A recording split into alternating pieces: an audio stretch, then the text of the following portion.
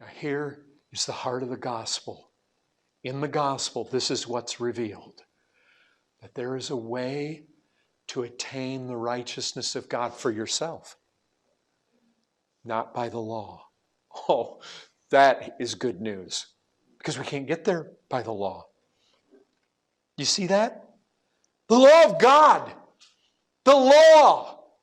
You know what that is? That's God saying, thou shalt not. That law, it comes face to face with the rebellion of man. And you know what the result always is? Condemnation. Hell. You get hell. That's this world. You see, people don't recognize. They're walking around in this world. They're objects of God's wrath. They are under the wrath of God. Why? Because they've broken His law. And you know what? If you ask them, yeah, we're pretty good people. You know what they're doing? You know, every single person in this world that'll tell you that they're a good person, you know what they're doing? They're putting their confidence in a righteousness, which is by the law. But you're cursed if you haven't done everything written in the book of the law. That's the problem. Nobody gets right with God through the performance of the law, and that's what verse 20 says. On that basis, no one can be justified. What's that? Justified. That means it's one or the other. It's justification or condemnation. You know what this is? This is legal terminology. You stand in God's courtroom. You're justified if you're found not guilty. If you are found guilty of any crime, you're condemned.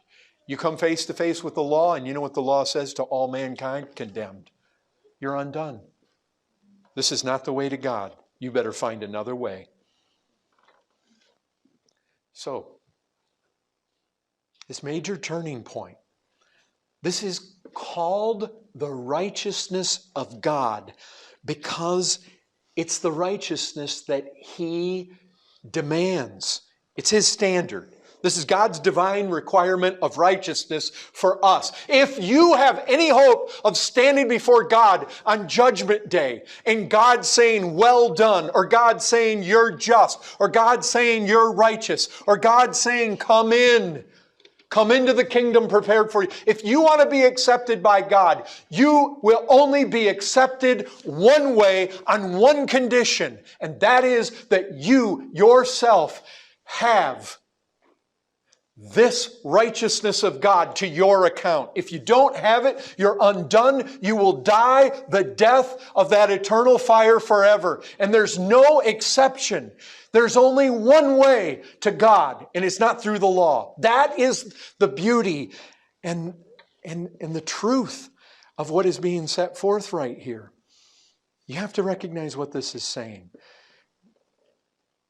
We might have achieved the righteousness of God by way of the law, if any had actually kept it. But you see what it says? Every mouth may be stopped, verse 19. See what the problem is? When you ever heard somebody? I've heard this. Oh, when I get there on Judgment Day, I'm going to say to God, you know what? That verse tells me nobody's saying anything.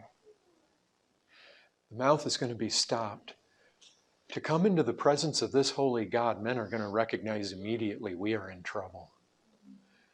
Their sins are going to stare them in the face, and there's no path. There's now, what you find right here is there is a path to righteousness apart from the law. It's possible. This is the thing.